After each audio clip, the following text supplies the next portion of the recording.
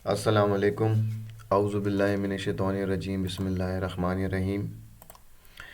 उम्मीद है कि सारे बहन भाई खैर आफियत से होंगे। अच्छा यार, लास्ट टाइम जो मैंने एक वीडियो अपलोड की थी थोड़ी सी लेंथी भी हो गई थी, लेकिन वो जस्ट इंट्रोडक्शन था। तो मुझे उम्मीद है कि आप सब लोग माशाल्लाह से काफ़ी इतने समझदार हैं कि आप लोगों के पास सारे प्लेटफॉर्म भी मौजूद होंगे। ठीक है, जिस पे आप जो ब्रोकर आप लोगों ने सेलेक्ट किया हुआ डमे अकाउंट भी होगा। मैं सोच रहा था कि आज थोड़ा सा आप लोगों को MT4 का व्यू करवाता चलूँ। तो यार MT4 जो है वो बेसिकली इस टाइप का एक प्लेटफॉर्म है। ठीक है, ये फाइल व्यू इंसर्ट चार्ट, यहाँ से आप समझदार हैं पढ़े लिखे हैं सारी चीज़ें देख सकते हैं। यहाँ पे हमें जो जो टूल्स वगैरह चाहिए वो भी आपके सामने डिस्प्ले हैं। जब आप इसको फर्स्ट टाइम इंस्टॉल करते हैं तो इसमें सारी चीज़ें मौजूद होती हैं।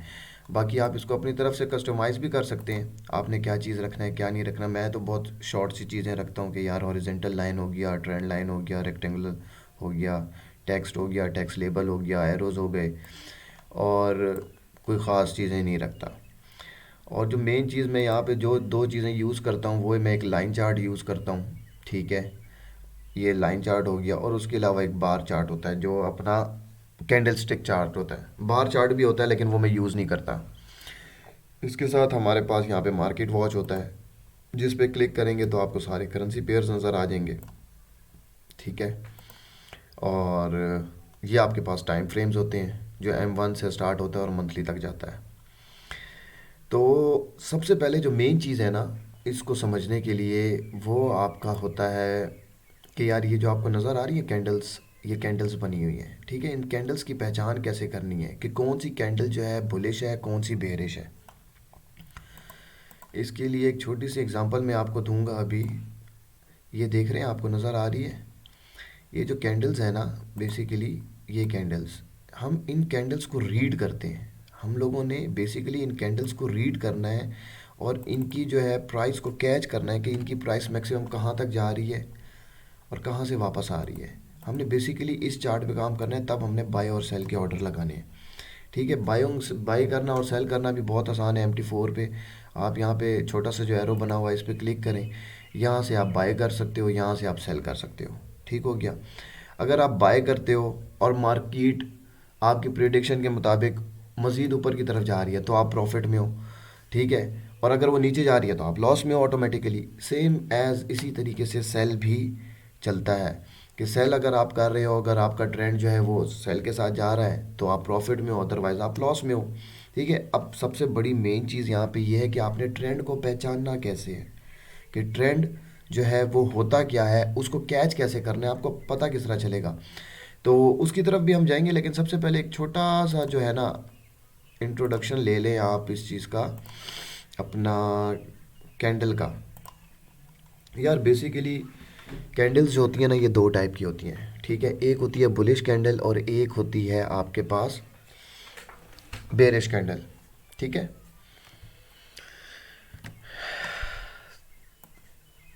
ये चीज़। अच्छा, अब इसमें क्या है, अब ये कैंडल जो है जो वाइट कलर की आपको नज़र आ रही है, ये बेसिकली जो है ये बुलिश कैंडल है। ठीक है, जहाँ से ये ओपन होती है ये इसका ओपनिंग पॉइंट हो गया, और उसके बाद ये इसका क्लोजिंग पॉइंट हो गया। इसका मतलब है कि कैंडल जब ओपन हुई थी उसकी प्राइस ये थी, और जब क्लोज़ हुई तो उसकी प्राइस ये थी। अब सवाल आता है कि ये जो दो छोटी छोटी विक्स या डंडियाँ आप इसको कह दें, ये क्या चीज़ें हैं, इनको विक्स भी कहते हैं, शेडोज़ भी बोलते हैं। ठीक है, ये आपके फुट प्रिंट्स होते हैं, ये आपको बताते हैं कि यार मार्केट यहाँ तक आई थी और यहाँ से वापस चली गई, मार्केट यहाँ तक आई थी और यहाँ से वापस चली गई। ठीक हो गया। अब सीन क्या है, सीन ये है कि देखें जब ये ओपन हुई, ये पहले थोड़ी सी नीचे आई, नीचे आई कैंडल नीचे की तरफ रेड कलर की बनी हुई या ब्लैक कलर की बनी होगी। ठीक है, जो कलर्स आप अपनी मर्ज़ी का पसंद कर सकते हैं।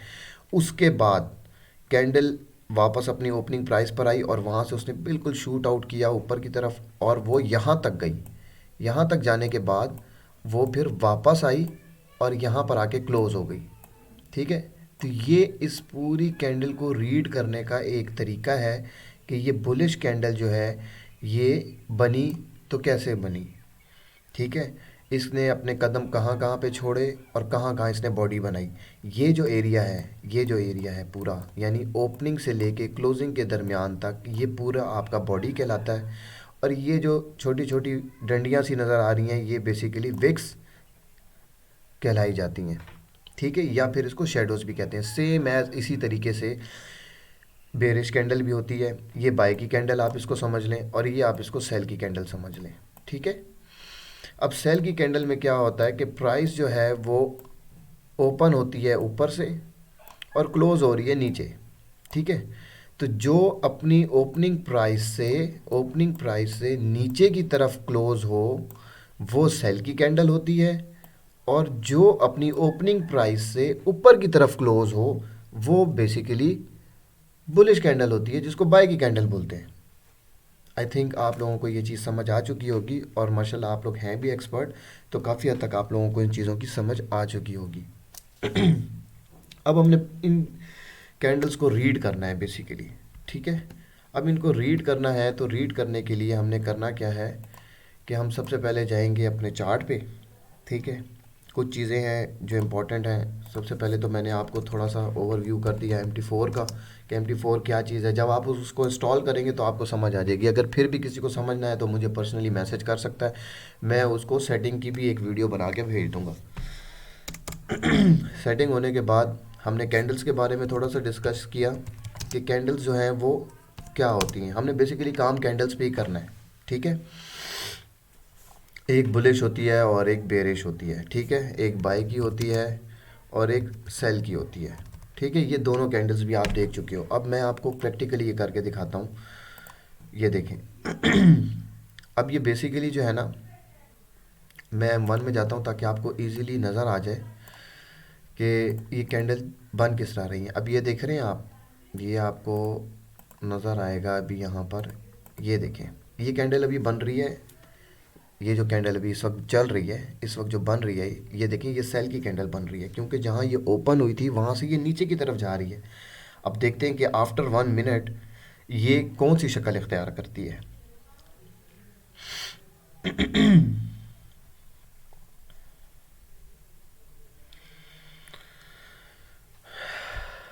अच्छा, तो खैर ये भी इतनी बड़ी कोई रॉकेट साइंस नहीं है। इसको आपने सिर्फ ऑब्ज़र्व करना है, डीपली ऑब्ज़र्व करना है। मैं इंशाल्लाह इस लेक्चर के बाद ना ग्रुप में एक PDF फाइल शेयर करूंगा जिसमें कैंडल स्टिक पैटर्न्स के बारे में सारी इन्फॉर्मेशन होगी।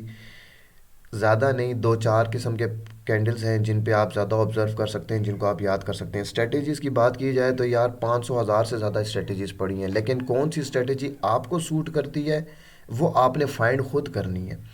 अगर मैं कोई स्ट्रेटजी करता हूँ, अब ये देखें, ये देखें जी, ये जहाँ से ओपन हुई और ओपन होने के बाद उसने अप की तरफ एक प्रेशर दिया और वो ब्लू कैंडल बन रही है, इट्स मीन कि ये बाय की कैंडल बन रही है। तो कैंडल्स बेसिकली इसी तरीके से ही बनती हैं। ठीक हो गया। अब आपने प्रिडिक्ट करना होता है कि ये कहाँ तक जाएगी, कहाँ तक नहीं जाएगी। तो उस प्रिडिक्शन के लिए हम लोग करते क्या हैं, हम लोग जो है सबसे पहले जो मेन टॉपिक है इस चीज़ का, सबसे बड़ा जो मेन टॉपिक है वो है सपोर्ट एंड रेजिस्टेंस। ठीक हो गया, सपोर्ट एंड रेजिस्टेंस।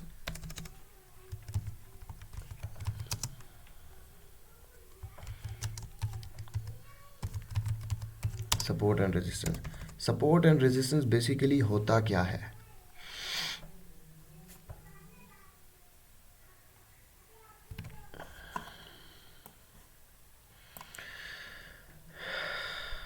ये देखें, मार्केट आपको पता है कि यूं यूं यूं यूं यूं यूं इस तरीके से मूव करती है।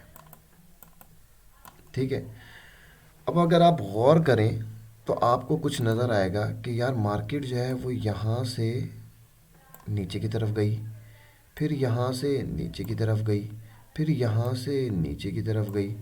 इसी तरह मार्केट जो है वो यहाँ से अप की तरफ मूव हुई, फिर यहाँ से अप की तरफ मूव हुई। तो जिस जगह पे मार्केट ऊपर की तरफ जा रही होती है और बाउंस बैक होती है नीचे की तरफ, इस एरिए को आप बेसिकली कहते हैं रेजिस्टेंस। रेजिस्टेंस को आप ले लो, जिस तरह आप कमरे में एक बैठे हो, अपने रूम में बैठे हो, जो आपकी छत है ना, आप अपनी छत से ऊपर नहीं छलांग लगा सकते। यानी अगर आप जितनी ऊंची भी छलांग लगा लेंगे ना, तो आप अपनी छत के ऊपर से नहीं जा सकते, ठीक है, आप टकरा के नीचे ही गिरेंगे।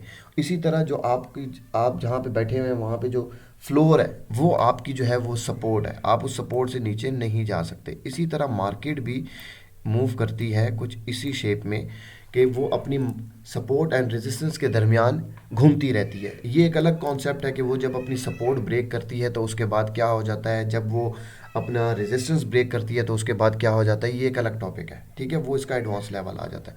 लेकिन फर्स्ट ऑफ ऑल आपको ये समझना है कि यार सपोर्ट और रेजिस्टेंस बेसिकली होता क्या है।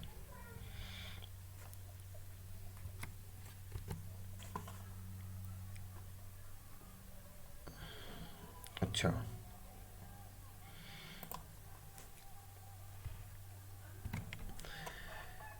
उसकी एक बहुत अच्छी सी एग्जांपल मैं आपको इस तरीके से दे सकता हूँ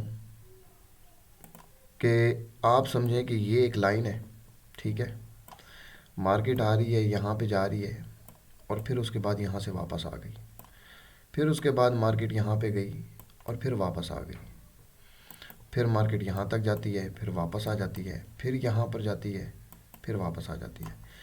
तो इस सिनेरियो में जो ये एरिया है जहाँ पे पॉइंट ऑफ रिजेक्शंस मिल रहे हैं, इसको हम कहते हैं कि ये इसका अच्छा लेवल है रेजिस्टेंस का, जहाँ से इसको मार्केट बार बार क्रॉस नहीं करने दे रही और इसको वहाँ से रिजेक्ट कर रही है। तो इस जगह पे सपोर्ट एंड रेजिस्टेंस का कॉन्सेप्ट क्लियर होने के बाद एक ट्रेडर जो है वो इस लेवल पे पहुंच जाता है कि जब उसको पता है कि मैं रेजिस्टेंस वाली एरिया पे बैठा हूं तो यहाँ पे वो मज़ीद बाय की ट्रेड नहीं लेगा, इसमें लॉस के चांसेस कम हो जाते हैं, और वो कोशिश करेगा कि मुझे कोई ऐसी कंफर्मेशन मिल जाए तो मैं फिर यहाँ पे सेल की ट्रेड ले सकूँ, ठीक है। तो यहाँ से एक आपका रिस्क फैक्टर जो है वो कम हो जाता है कि जो है यहाँ पर आप बाय की मज़ीद ट्रेड नहीं ले सकते। पॉइंट इंशाल्लाह आप लोगों को क्लियर हो चुका होगा। इसी तरह हमारे पास एरियाज़ आते हैं सपोर्ट के, ठीक है। अब मिसाल के तौर पे मैं आपको एग्जांपल दे रहा हूँ कि मार्केट आ रही है और यहाँ पे उसने बाउंस किया, फिर यहाँ से ऊपर चली गई, फिर ऊपर गई और फिर यहाँ पर आई और यहाँ से फिर ऊपर चली गई। तो ये जो दो पॉइंट ऑफ रिजेक्शंस आपको इस वक्त नज़र आ रहे हैं स्क्रीन पर, एक ये और एक ये आपका बेसिकली पॉइंट ऑफ रिजेक्शन है, और इस पॉइंट ऑफ रिजेक्शंस को कहा जाता है सपोर्ट, ठीक है। सपोर्ट मतलब फ्लोर, आप फ्लोर पर हो, ठीक है। अब यही चीज़ हम प्रैक्टिकली करेंगे कुछ अपने स्क्रीन पे। ये देखिए, मैं ज़्यादातर जो टाइम फ्रेम मैं अपने लिए जो सिलेक्ट करता हूँ वो डेली का होता है, H4 का होता है और वीकली होता है। इससे नीचे वाले भी होते हैं लेकिन वो स्कैल्पिंग पर्पस के लिए इस्तेमाल होते हैं, लेकिन ये कि मैं उनको देखता बहुत कम हूँ। मैं ज़्यादातर जो ट्रेड करता हूँ वो डेली H4 और वीकली पे करता हूँ। अच्छा, अब यहाँ पे देखें, आपको सबसे पहले ना support and resistance, best support and resistance find out करने के लिए ना आपको एक चीज़ करनी होगी। आप सबसे पहले जाएँ अपने लाइन चार्ट पे, लाइन चार्ट पे जा रहे हैं तो ये आपको कुछ पहाड़ियाँ सी नज़र आ रही हैं और आपको पॉइंट ऑफ रिजेक्शन जो है वो बहुत क्लियरली नज़र आ रहे हैं। आप एक हॉरिजॉन्टल ट्रेंड लाइन लें और यहाँ पे इसको लगा दें।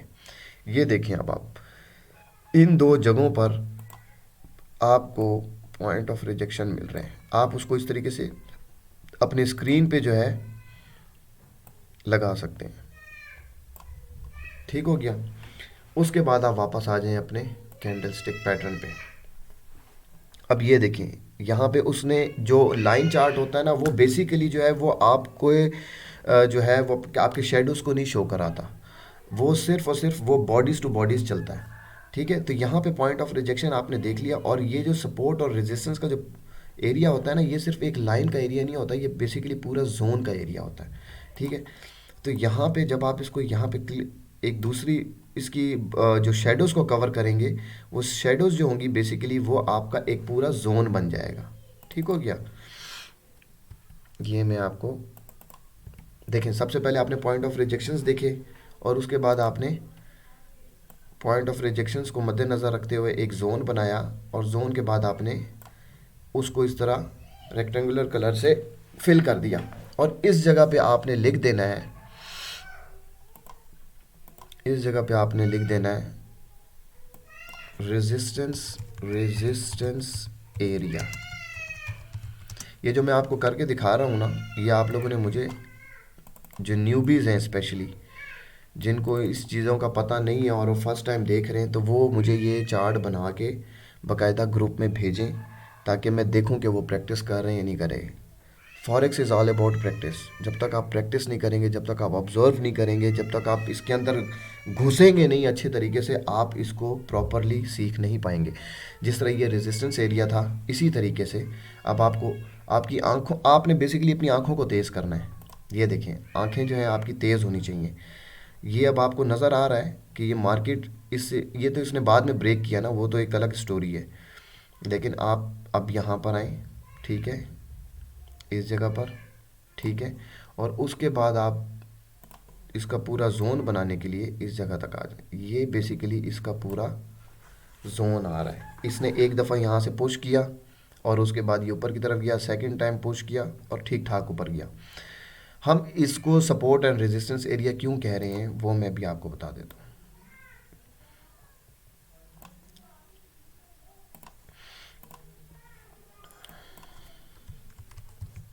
सपोर्ट एरिया, सपोर्ट एरिया कह दें या सपोर्ट जोन कह दें, वो आपकी अपनी मर्ज़ी है। ये देखें, ठीक है। अब हम इसको क्यों सपोर्ट बोल रहे हैं? हम इसको सपोर्ट इसलिए बोल रहे हैं क्योंकि अगर आप देखें तो यहाँ से इसको रिजेक्शन मिली थी, इसने डाउन मूव किया, देन उसको यहाँ से फिर रिजेक्शन मिली, उसने डाउन मूव किया। इस वजह से इस एरिया को हमने बोल दिया रेजिस्टेंस एरिया। मैक्सिमम आपने इस तरह के 2 या 3 टचेस को देखना है और उस एरिया को कंसिडर करना है कि ये मेरे पास एक अच्छा सपोर्ट या रेजिस्टेंस एरिया है। इसी तरीके से ये सपोर्ट का एरिया, ये देखिए यहाँ से इसको रिजेक्शन मिली और उसके बाद ये देखिए यहाँ से इसको रिजेक्शन मिली। हम जब ट्रेड लेंगे ना, तो वो फिर मैं आपको बताऊंगा कि हमने पहली रेजिस्टेंस के बाद या पहली सपोर्ट के बाद फ्रेश, उसके बाद ही हम कोशिश करते हैं ट्रेड लेने की। दूसरी तीसरी के बाद थोड़ा सा रिस्की हो जाता है मामला। जिस तरीके से भी आपने देखा कि इसने अपना जो है रेजिस्टेंस एरिया को ब्रेक कर दिया है, 2 इसने सपोर्ट्स ली और उसके बाद करीब जाने की कोशिश की, पर वो जोन या उस एरिया में नहीं गया था। उसके बाद वो जो है अपना ब्रेक करके ऊपर चला गया। तो जो अच्छी ट्रेड बन रही थी वो आपकी जो है एक यहाँ से बन रही थी, इस एरिया से बन रही थी, और उसके बाद एक आपकी अच्छी ट्रेड बन रही थी इस एरिया पे, ठीक है। तो सपोर्ट एंड रेजिस्टेंस के थ्रू हम लोग इस तरीके से ट्रेड लेते हैं, और उम्मीद है कि आप लोगों को मेरा सपोर्ट और रेजिस्टेंस वाला जो टॉपिक है वो समझ आ गया होगा, और MT4 भी आपको अच्छे तरीके से समझ आ रहा होगा। बाकी जिसको अगर नहीं भी समझ आया तो वो मुझे इंशाल्लाह मैसेज करे, बताए, और मैं उसको जो है मोर ब्रीफली, मैं अभी इसलिए थोड़ा तेज़ तेज़ चल रहा हूँ ताकि जो है ना, मुझे पता है काफ़ी लोग यहाँ पे समझदार हैं, बहुत अच्छे एनालिसिस वगैरह भी ग्रुप में कर रहे हैं। हम इंशाल्लाह price action, supply demand, support, resistance पे मज़ीद भी डिस्कस वगैरह करेंगे। लेकिन मेरी कोशिश ये है कि जिनको अभी कुछ भी नहीं आता था वो इस लेवल तक पहुँच जाए कि उनको कुछ आना शुरू हो जाए। और आप लोगों का फ़ीडबैक जो होगा ना, वो मेरे लिए बहुत काबिल एहतराम होगा। आप लोग वीडियोस देखें और वीडियोस में बेशक जो भी सवाल है कमेंट्स करें, और मुझे पर्सनल ग्रुप में भी कमेंट्स कर सकते हैं। तो आज के लिए बस इतना ही था। सपोर्ट एंड रेजिस्टेंस आप लोगों ने फाइंड करनी है मल्टीपल टाइम फ्रेम्स पे। आपने मुझे बना के देनी है M30 पे, उसके बाद H1 पे, देन H4 पे, और देन डेली पे, यानी हर बंदे की कम से कम। और इसी तरीके से मुझे लिख के भी भेजना है आपने कि ये हमारा सपोर्ट एरिया है और ये हमारा रेजिस्टेंस एरिया है। उसके बाद हम इसके एडवांस लेवल पे जाएंगे कि जब सपोर्ट ब्रेक होती है तो क्या होता है, सपोर्ट बिकम रेजिस्टेंस कैसे बनती है, और रेजिस्टेंस बिकम सपोर्ट कैसे बनती है। ठीक हो गया? तो थैंक यू सो मच। आप सब लोग अपना ख्याल रखिएगा, दुआ में याद रखिएगा। अल्लाह हाफिज़।